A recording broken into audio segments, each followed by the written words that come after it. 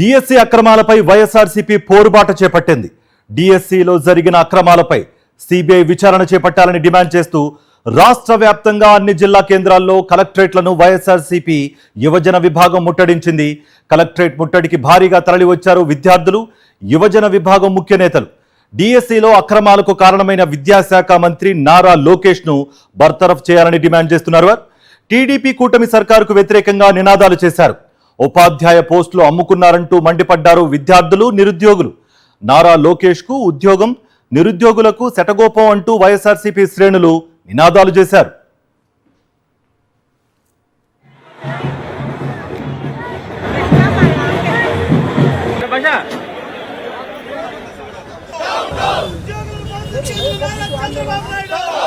యువతని మోసం చేసిన నారా చంద్రబాబు నాయుడు, ఉద్యోగులను మోసం చేసిన నారా చంద్రబాబు నాయుడు.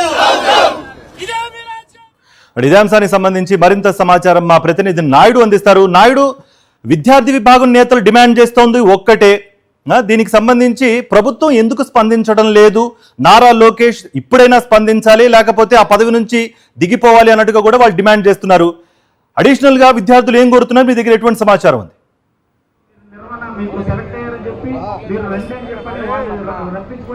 కార్తీక్, డిఎస్సి నియామకాల్లో జరిగిన అక్రమాలకు సంబంధించి వైఎస్ఆర్సీపీ పోరుబాటు పట్టింది. డిఎస్సిలో జరిగిన అవకతవకల మీద సిబిఐ విచారణ జరిపించాలని, విద్యాశాఖ మంత్రిగా ఉన్న నారా లోకేష్ మీద సిబిఐ విచారణ జరిపించాలని డిమాండ్ చేస్తూ రాష్ట్ర వ్యాప్తంగా వైఎస్ఆర్సీపీ శ్రేణులు నిరసన కార్యక్రమానికి పిలుపునిచ్చారు. ప్రస్తుతం మనం విశాఖపట్నంలో ఉన్నాము. విశాఖపట్నంలో జిల్లా పరిషత్ సెంటర్ నుంచి మరి కాసేపట్లో జిల్లా కలెక్టర్ కార్యాలయం వరకు వైఎస్ఆర్సీపీ శ్రేణులు భారీ సంఖ్యలో ర్యాలీగా వెళ్లనున్నాయి. ఈ ధర్నాలో వైఎస్ఆర్సీపీ నాయకులతో పాటు వైఎస్ఆర్సీపీ యువజన విభాగం రాష్ట్ర అధ్యక్షుడు జక్కంపూడి రాజా కూడా పాల్గొనున్నారు. ఈ ధర్నాకు సంబంధించి మరిన్ని విషయాలు మనతో మాట్లాడడానికి వైఎస్ఆర్సీపీ మహిళా విభాగం అధ్యక్షురాలు వర్ధికళ్యాణ్ మేడం, నిరుద్యోగులు ఏ విధంగా మోసం చేస్తుంది కూటమి ప్రభుత్వం? డిఎస్సిలో ఒక్కొక్క పోస్టును 15 లక్షలకు అమ్ముకోవడాన్ని ఏ విధంగా చూడొచ్చు అంటారు? చాలా దారుణం అండి. ఎందుకంటే వీళ్ళు కూటమి అధికారంలోకి వచ్చి 2 ఏళ్ళు అయింది. 2 ఏళ్లలో ఒకే ఒక డిఎస్సి వీళ్ళు భర్తీ చేయడానికి పూనుకున్నారు. అందులో ఇన్ని అవినీతి అక్రమాలు స్పష్టంగా కనిపిస్తూ ఉంది. ముఖ్యంగా స్పోర్ట్స్ కోటాలో 421 పోస్టులు వీళ్ళు భర్తీ చేశారు. అందులో పూర్తిగా అవినీతి అక్రమాలు మనకి స్పష్టంగా కనిపిస్తున్నాయి, సాక్ష్యాధారాలు కూడా కనిపిస్తూ ఉన్నాయి. ఎందుకంటే 2012లో ఒక జీవో వచ్చింది. అందులో 2% రిజర్వేషన్ స్పోర్ట్స్ కి ఇస్తూ 29 పోస్టులు 29 స్పోర్ట్స్ కి అందులో అవకాశం కల్పించారు. దాన్ని మార్చుతూ 2025 ఏప్రిల్ 19వ తేదీన ఇంకొక 36 పోస్టులు కలిపేసి 65 స్పోర్ట్స్ కి అవకాశం కల్పించారు. సరే, కానీ అందులో కనీసం టెట్ కానీ డిఎస్సి కానీ రాయకుండా వాళ్ళు ఆ స్పోర్ట్స్ ఆడిన వాళ్ళు పార్టిసిపేట్ చేయొచ్చు, ఎగ్జామ్ రాయకుండా జాబ్స్ తీసుకోవచ్చు అని చెప్పి ఎలాంటి టెట్ కానీ డిఎస్సి రాయకుండా వాళ్ళకి ఆ పోస్టులు 421 పోస్టులు అడ్డగోలుగా ఇవ్వడం జరిగింది. మేము ఒకటే డిమాండ్ చేస్తున్నాము, ఈ 421 పోస్టులు ఎవరికి ఇచ్చారు? స్పోర్ట్స్ కోటాలో ఎంతమంది అప్లై చేశారు? వాళ్ళ అర్హతలు ఏంటి? ఈ 421 పోస్టులు తీసుకున్న వాళ్ళకి ఏ అర్హతతో ఇచ్చారు? ఇవన్నీ బయట పెట్టాలి. అసలు క్రైటీరియా కూడా ఎంత దారుణంగా వీళ్ళు మార్చేశారంటే, ఎక్కడైనా నేషనల్స్ లో ఆడి ఛాంపియన్షిప్ సాధించిన వాళ్ళకి ప్రయారిటీ ఇస్తారు, కానీ ఇక్కడ మాత్రం పార్టిసిపేట్ చేసిన వాళ్ళకి ఫస్ట్ ప్రయారిటీ ఇచ్చి ఛాంపియన్షిప్ సాధించిన వాళ్ళకి నెక్స్ట్ ప్రయారిటీ అట. అంటే ఇక్కడే ఎంత మతలబు జరుగుతుంది, గోల్మాల్ జరిగింది అనేది స్పష్టంగా అర్థమవుతుంది.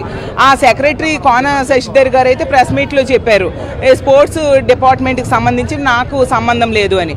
అసలు ఎగ్జామ్ రాయకుండా పిఈటి టీచర్ అవ్వడం అంటే విద్యార్థులకి చదువు కానీ స్పోర్ట్స్ కానీ చెప్పే టీచర్ అనేవాడికి చదువు సంబంధించిన ఎగ్జామ్ పెట్టకుండా ఎలా స్పోర్ట్స్ కోటా భర్తీ చేస్తారు అని మేము అడుగుతూ ఉన్నాము. ఎప్పటికైనా వాళ్ళ అర్హతలు ఏంటి అనేది బయట పెట్టాల్సిన అవసరం ఉంది. అలాగే ఎస్ఏఆర్టీలో జాబ్ చేసే అవుట్ సోర్సింగ్ అభ్యర్థి అయిన నవీన్కి కృష్ణా జిల్లా ఫస్ట్ ర్యాంక్ వచ్చింది.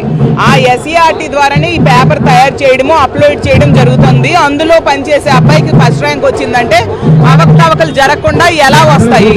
పోనీ అతని గురించి అడిగితే కోన శశిధర్ గారు ఏం చెప్పారు? 3 సమాధానాలు చెప్పారు. అంటే అక్కడ అర్థమవుతుంది, అతని ప్రెస్ మీట్ ద్వారా మనకు అర్థమైంది ఇందులో అవినీతి అక్రమాలు జరిగాయని. నిజంగా అవినీతి అక్రమాలు జరగకపోతే సిబిఐ ఎంక్వైరీ చేయండి, ఎందుకు భయపడుతూ ఉన్నారు? దీనికి నైతిక బాధ్యత వహించి లోకేష్ గారు రాజీనామా చేయాల్సిన చేయాల్సిందిగా మేము డిమాండ్ చేస్తూ ఉన్నాము. సిబిఐ ఎంక్వైరీ వెంటనే వేసి ప్రజల తాలూకు అనుమానాలు, ముఖ్యంగా అభ్యర్థుల తాలూకు అనుమానాలు తీర్చాల్సిందిగా కోరుతున్నాము. చెప్పండి, డిఎస్సిలో జరిగిన అవకతవకల మీద వైఎస్ఆర్సీపీ స్టాండ్ ఏంటి? మళ్ళీ ఎగ్జామ్ నిర్వహించాలని మీరు డిమాండ్ చేస్తున్నారా, లేదంటే సిబిఐ విచారణ జరిపించాలని ఏం డిమాండ్ చేస్తున్నారు? మేమైతే ఖచ్చితంగా మేము అందరం కూడా గట్టిగా ధర్నా చేస్తున్నాము. ఎందుకంటే నారా చంద్రబాబు నాయుడు గారు, లోకేష్ గారు ఇచ్చిన హామీలన్నీ ఇచ్చేసి చెప్తున్నారు కానీ హామీలు ఏ ఒక్కటి కూడా నెరవేర్చలేకపోతున్నారు. ఈసారి అయితే మాత్రం ఆయన గట్టిగా ఓటమి మేమంతా మా సౌత్ నుంచి ఆయన చూపిస్తాము.